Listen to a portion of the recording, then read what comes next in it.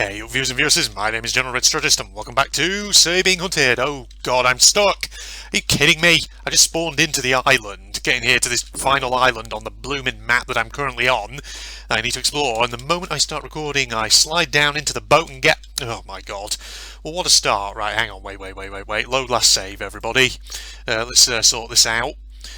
Alright, okay. Good bloomin' stuff. Right, let's get off that boat before I get stuck again.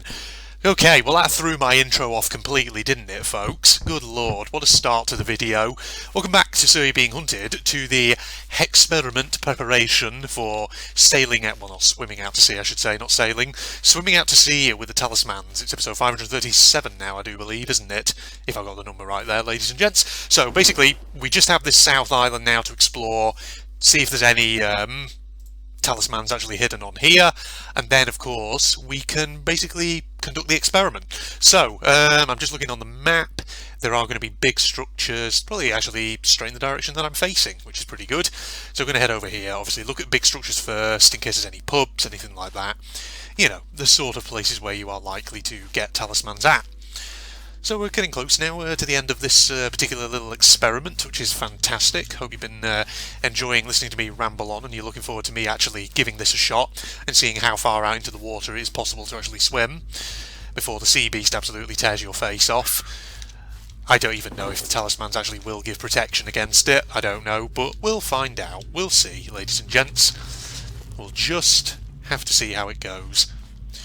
Now, in the meantime, it's a... Wednesday evening as I'm going to record this, just gone 8:30 at night. It's been a very long day at work today. I've been moderating essays basically, and there have been so bloody many of them. I literally was up at 6:30 this morning, right, and started work on moderating these essays at like 7 o'clock or just after, there or thereabouts. Then I sort of took a brief sort of break round about 9:30 for about an hour or so, just to go and pick up my grocery shopping and all that. Then obviously when I got back, I got straight back onto the grindstone, moderating more essays. Then come 3 o'clock, well sorry not 3 o'clock, 3:30 till about, you know, just before 4:15, I was on a Teams call with a student of mine who I'm supervising a dissertation for. So another brief interlude, and then up until something like flipping 8 o'clock, I was just rounding off the essay moderation. Like I say, it's just so bloody many of them that needed doing. So I've moderated those essays now, that's done. So I'll get the results of that off to the admin staff and I don't need to worry about that anymore. Which is exactly what I am satisfied by. But god, yeah, essay moderation, it's just, you don't actually have to like mark an essay, it's just more, you just look over marks and grades and feedback that other people have given and just check that it's fine. I didn't have any disagreements or anything with any of my fellow markers. We were alright on that regard. But it's just, of course, you have to take like a decent sample size from everyone's batches of essays in order to, you know, make sure all the marks are sort of up to scratch and whatever else have you. But I'm not here to ramble about essay moderation. You don't really want to know about that, I don't think. No, what I want to talk about, actually, in this episode, well, a couple of things really worth mentioning, just as we do another little podcast-style conversation. Firstly, for anyone who doesn't know, who's not aware, but who might be interested, over on Propagandist, on my Propagandist channel, started some more RWBY reactions, Let's Watches, Volume 7, that's underway. As of when I record this, first couple of episodes of that have been released over on Propagandist, so that's good. So if you're interested in watching me react to RWBY, then by all means go and have a look at that.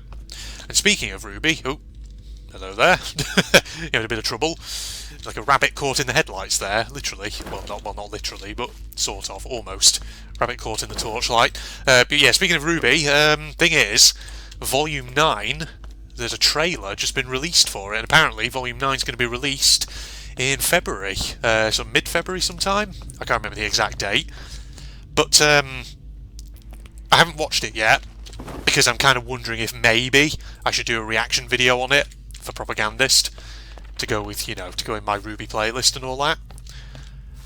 But from what I've heard, apparently it's really weird. apparently Volume 9 is going to be going in quite an interesting direction. So, God, I do definitely want to watch that trailer, and I'm really thinking I'll probably do it as as a bit of propagandist content. The only thing I'm a bit concerned about, and I'm hoping that people over on Propagandist might be able to tell me the answer to this, is whether it contains any spoilers, any details that are spoilers, not obviously for Volume 9, but for Volume 8, and for the remainder of Volume 7 that I haven't yet watched. Because obviously I don't want to spoil anything from those volumes until, I don't want to spoil anything from them before I've actually watched them, that's what I'm trying to say. I don't think it will, but yeah, I'm waiting for people over on Propagandist to give me an answer to that. We'll see. God, there's fucking robots around here? Yes, there are. Alright. I'm gonna shoot you, buddy, if you keep that shit up. Oh, yeah. Get out of it. Friggin' asshole. There we go. Right. Oh, there is another pub over here. Let's see, it was worth coming over here as well. So yeah, Volume 9 trailer RWBY, that's out. I want to watch that at some point, but I'm just worried in case it has spoilers. In case it spoils basically any details for Volume 8, anything like that. Because I don't know, like, obviously I haven't seen RWBY Volume 8 yet. I'm going to be doing obviously reactions to that on Propagandist. But of course, I don't want to be watching any trailers that might, have plot details for Volume 9 that lead on from anything that happened in Volume 8 and therefore refer to them. That's what I'm trying to say, basically. So, if you're one of my Propagandist viewers and you're watching this and you know the answer, does the Volume 9 trailer spoil anything in Volume 8, anything like that, please let me know. So that way, if I do decide to do a reaction video to it over on Propagandist, I'll know whether I could do it in the near future or whether I'd have to wait until I've reacted to Volume 8 first. And that'll be good to know. That's what I'm trying to say, basically, ladies and gentlemen. Right. But the thing is, that's not the main topic of conversation I had in mind, actually. It's just like, consider it basically like a general red strategist / propagandist notice, basically. Might just be worth noting for any of you out there who are interested in my propagandist content, as I'm sure some of you probably are. That's the thing. And if you're completely new to this and you've never heard of Propagandist, my God, what are you doing? I always refer to that channel at the end of pretty much every video over on Strategist here. But if you don't know, Propagandist is my second channel that I update on occasion, and it basically is where I do tons of anime content. And by anime content, what I mean is I do occasional stuff. Girls and Panzer seems to be one that I've done a lot of videos on. And also RWBY reactions. I do RWBY reactions because I love RWBY as a show. And plus, Rooster Teeth, they are fine with people basically recording themselves doing reactions and let's watches of some of their content. So that's why I do it. But the main reason why I do it, like I say, is because I love RWBY. I do like it as a show. But you know what? I've talked about RWBY before on So You Being Hunted. I'm not going to rabbit on about that. Otherwise, I'm just retreading old ground. But like I say, yeah, just a couple of RWBY-related notices that I thought might be interesting to get out of the way in this episode. No, the main topic of conversation, actually, that I had in mind is manga-related again. So I did a video not too long ago, a podcast-style episode where I was talking about mangas that I've read before. Well, I've started a new one recently, last few days. So, over the Christmas period, while I was back up north visiting friends and family, I went out into Lancaster, just to visit my old stomping grounds and all that. And I stopped by at WH Smith, just thinking to myself, I'll have a look in their book section, see if they've got anything interesting. We had a couple of buildings like this now on this map where they spawn like that. Weird. But yeah, so I went to WH Smith, went into their book section, just have a look around. And, WH Smith, their book selection is never always amazing, but sometimes they do have interesting stuff. And sometimes they do have manga copies. Rarely, but occasionally. And so, whilst I was in there, I came across two volumes 1 and 2, of a manga series that I'd never heard of, called Crazy Food Truck, ladies and gents. Now, here's the thing about manga and anime. It always has a bit of a reputation sometimes for having really kind of wacky and out there plot lines. All kinds of animes, they have crazy plot lines and premises, and you think to yourself, how wacky can they get? And the answer usually is, oh, trust me, they can always get wackier. You know, who would have thought that, for example, they could make a franchise based around zombie schoolgirls forming an idol group and going singing around Japan? Well, that's Zombieland Saga, ladies and gentlemen, and that is a thing. Who would have thought, you know, they could do a show about very homoerotic male ice dancers? Well, that's Yuri on Ice, isn't it? You know, there's all kinds of weird and wacky premises out there, and manga and anime is the genre where you'll find, not genre, is the medium where you'll find these kind of wacky storylines. So I found this this couple of volumes of this manga called Crazy Food Truck in W.H. Smith. Apparently it's a fairly recent one. I think it was published in 2020. I'm pretty sure there's a third volume in it as well, which I don't have. But essentially, yes, the premise of it is as wacky as the title no doubt suggests. So the premise of the story is, well, the main character is this guy called Gordon, who has a food truck, and he drives around this kind of post-apocalyptic wasteland in his food truck, trying to find people to serve and failing. And one day he randomly encounters a girl lying in the middle of the desert road, and, you know, for reasons, aka fan service, she's naked. I don't know why. That's not been explained yet. I'm only about 2 chapters into the first volume. And basically he ends up taking her on kind of as a companion in his food truck, and then realises very quickly that there's a militia hunting her. So yeah, premise is wacky. And thing is, I've seen that, I had a quick check of it. There is a Wikipedia page for it. It doesn't really have any like plot details, anything like that, but what it does tell you is a little bit about the reception of it, and it seems to have okay to sort of mixed reviews, Crazy Food Truck. Some people say they really liked it, other people say it was just weird, and it was like, yeah, it was very fan service heavy, and yes, it is quite fan service heavy from what I've seen so far of it. But you know what? It's one of those kind of premises that's so sort of absurd that I may just find myself enjoying it. So we'll see how that goes. Maybe I'll do a future Sir You Being Hunted episode where I talk more about it once, you know, I'm a good few chapters in and the action starts to unfold. Ah, yes. So yeah, that's the main thing I wanted to talk about. Crazy Food Truck. Basically, ladies and gentlemen, it is a crazy food truck that he has, the main character in this manga. Basically, it has a giant cannon that somehow rises out of the roof on it. How on earth he stores it in the limited space of a truck, I have no idea, but that's the thing. It's anime logic. Well, not anime logic, manga logic. Manga anime logic. That's what you know. You know what I'm trying to say. Right, where am I going? Why am I going that way? I'm going towards the coast. That's not what I want to do yet. Just want to check and see if there's any more large buildings around, which I should probably be looking at the map for, incidentally. Right. I mean, yeah, it kind of looks like maybe I've covered the main large buildings on here. Maybe I should just hang around and just try and check out a few more of the villages, or the main sort of towns. I don't know. Let's have a look. But the thing is about Crazy Food Truck, I mean, the art style is good enough. It looks decent enough for what it is, you know. And it seems to be action-packed so far. It got off to a hot start. So I'm looking forward to seeing how it goes. As you know, we find out who the girl that the main character has picked up is. Why is she being hunted by a militia? All of these things. But the thing is, God, yeah, I think, like I say, I think there's about 3 volumes of it, possibly more. I'll have to have a look online and see how many there are in total. So we'll see how the first 2 go, and then I'll make a decision on whether the third one is actually worth picking up or not. You know, speaking of manga, I need to take a look for some other manga series as well. Clockwork Planet, which I mentioned in that last video where I talked about manga, I need to get back to that as well. So like I said, I've only read the first 4 volumes, I'm sure there's more of them. I'm sure there's more that I need to cover and all that. Indeed. Right. And now that I've said all that, I've realised I've left myself without any real topic of conversation left to talk about, because that's literally all I want to say on the matter. So, fantastic conversation, Red. Lasted for all of about 5 minutes or whatever, and now you're just awkwardly twiddling your thumbs as you investigate these buildings. Ah well, you know what I'm like and all that, ladies and gentlemen.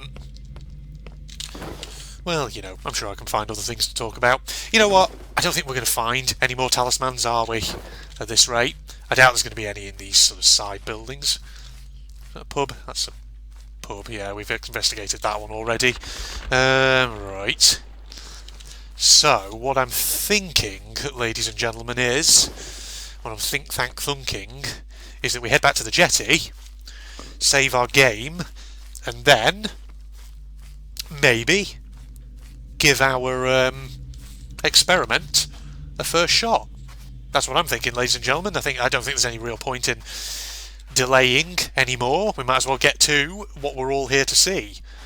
Might as well start the experiment, ladies and gentlemen. See how it goes. Right, can't be too far from the jetty now, though, can we? Because the mansion's over there, and it wasn't much further beyond this. Alright, place your bets, ladies and gentlemen. How do you think this is going to go? Am I going to survive and get quite far out into the sea? Or is the sea beast just going to pop up and instantly kill me? That's the thing, I don't think I've ever tested the talismans with the sea beast before to see if he actually just straight up kills you, or whether indeed they actually offer any protection from it. You know, I don't know. Have I ever tested the talismans with the landowner, come to think of it? Not the invisibility one, but the invincibility one. Does it protect you from the landowner? It probably protects you from damage, but it probably doesn't protect you from the staggering effect that he does on you when he hits the ground with his cane. Because you know how your character falls over when he does that and can't get up for a few seconds. Right, okay, here we are, right. So, I think it is 20 seconds, isn't it? With the talismans, when you activate them, you get 20 seconds, if I remember correctly. Right, save progress. Okay, now, let's see. Hopefully I don't get stuck on the boat. Okay, we're activating number 1. 20, 19, 18, 17, 16, 15, 14, 13, 12, 11, 10, 9... Shit, I just freaking... Right, hold on. That might just be the first one where he shows up just to warn you off. Alright, that's one out. Oh, I can't go into my inventory while I'm here, can I? Shit. Alright, get onto the rocks. Get to the rocks. Get to the rocks, get to the rocks. Hopefully they're solid. Yes, they are solid. Okay. Whew, okay, right. That's yeah, that's going to be an issue. I should have anticipated that. You can't access your inventory while you're in the water, can you? Alright, we're going to swim out over to there next. That's what I'm thinking. Okay, ready? And... Yep. 20, 19, 18, 17, 16. Aha! He's trying to attack me and he can't kill me. Bitch, please! I am invulnerable, for the moment at least. Oh shit, I need to go over to this one. Bugger. Let me up. I'm no longer invisible. He is now hitting me. Ow, he's full on hitting me. Shoot. Oh, I'm about to die. Okay. Okay, answer is, I don't think you can get too far out, can you? But that has confirmed one thing for us, ladies and gentlemen. The Protect Me Talisman does protect you from the Sea Beast. He can't actually injure you, because I was always sort of curious with the Sea Beast. Because he's more like a sort of, just a, you know, quick death sort of thing that's designed to stop you from presumably reaching the map boundaries, then does his attack basically just get through even the protection of the talismans? Alright, I'm just going to jump cut here. I want to get back in. I just want to test the whatchamacallit, the hiding talisman as well. Does that protect you? Let's have a look. Okay, back in. Right, I'm just jumping around to make sure I don't get stuck on the boat. Right, hold on. Right, we're going to do this. What I'm going to do is I'm going to go out to the rocks first. Like this. I'm just going to use one of the usual Protect Me ones just to get me out to the rocks. So that way the Sea Beast is already spawning and appearing in. He's not just giving like the warning appearances and all that. Right, he's here now. That's his warning appearance, I do think. So if we go over here, get onto this here rock, if we can. Oh god, I'm no longer invincible. Right, put me up there. Right, you go down into there, that's it. What I'm going to do now is activate this one. I'm now invisible. 20, 18, 17, 16, 15, 14, 13, 12, 11, 10, 9, 8, 7, 6, 5, 4, 3, 2, 1. Right, it doesn't matter. He knows exactly... Oh, wait. I stopped being invisible the moment he popped out. Shit! Activate! Oh, God! I thought I was on the rocks there, but no, I wasn't. Unfortunately, that didn't quite work. See, I was desperately trying to open my inventory to see if I can get to one of the Protect Me ones, see if I can get a bit further out. I just want to do it one more time, just to see if I can get further out. 1 second all. Right, attempt number 3. Let's see if we can do this. Right, I'm going to use this one first, actually. Because the thing is, it doesn't hide you, but... well, I didn't think it did anyway. You know, he was still hitting me, wasn't he? So actually, yeah, he wasn't. He was seeing me. That's the thing to know. Right, we can just go over here, get to this rock first, activate our initial Protect Me to get the immediate boost, then we'll head off sort of in a... oh god, no, get on the rock, please. Oh god, get on the rock, get on the rock, get on the rock, get on the rock. Activate this, there we go. Right, let's go out in a sort of diagonal line like this, follow these rocks outward. Right, so you won't be able to get me whilst I'm like this. Let's see if we can get to these rocks over here without getting killed. Not quite far out, aren't we? Alright, go to this swamp, actually, since that's shit. Get me on. Can I get on? Can I get on this rock? Get me on, let me on, let me on, let me on, and boom, another one. Right, 19, 18, 17, 16, 15, 14, 13, 12, 11, 10, 9, 8, 7, 6, 5, 4, 3, 2, 1. Aha, bitch! Oh god, I'm wasting time. Go, go, go, go, go. Right, we've used all of them. Hold on. How far out? Wow, we are quite far out, actually. Holy shit. Well, I think we're sort of getting... oh god. I thought... oh, yeah. We're getting sort of beyond the outer layer of rocks over here. Because I feel like that's the way the world generates at sea, doesn't it? Okay, we're going to die. We're going to die. Oof. Wow, I think my character's corpse just fell out of the world then. Well, there we go, ladies and gentlemen. That was the experiment. I think that was the furthest out to sea we've ever been. Yeah, because the way the world generates, from what I remember of Sir, and, you know, all the times I've generated maps before and looked out to sea, usually, you know, up to a certain distance out to sea, there's always rocks and things you can potentially stand on. But beyond a certain point, there are no more rocks. It's just open water. And I think we certainly got to the open water there. So that's the furthest out we've ever been. So, yeah, you can use the Protect Me talismans to protect yourself from the sea beast. That is a thing that you can do. So, yeah, we found something out there. That was worth it. Well, there we go, ladies and gentlemen. Let's wrap up here. So, Facebook and Twitter links down below, along with the link to my Propagandist channel for anyone interested. And if you enjoyed, a like is, of course, always appreciated. But other than that, thanks for joining me for this. And next time on Sir, who knows what I'll be doing. I don't know if it'll be a podcast episode or maybe it'll be another experimental challenge or something. We'll see. Goodbye, everybody. Fighting on the train or something. I don't know. Trying to get a look at this remote. I always love a good look at remote video games and music. It's like, you know, I like how the sort of paint it's flaky, it's like it's on, it has been here a while. Okay, no longer any steam coming out the funnel, which is curious, but sure, okay. Right, come on, let's get on board, see what the old deal is. At least the firebox is all lit. Alright,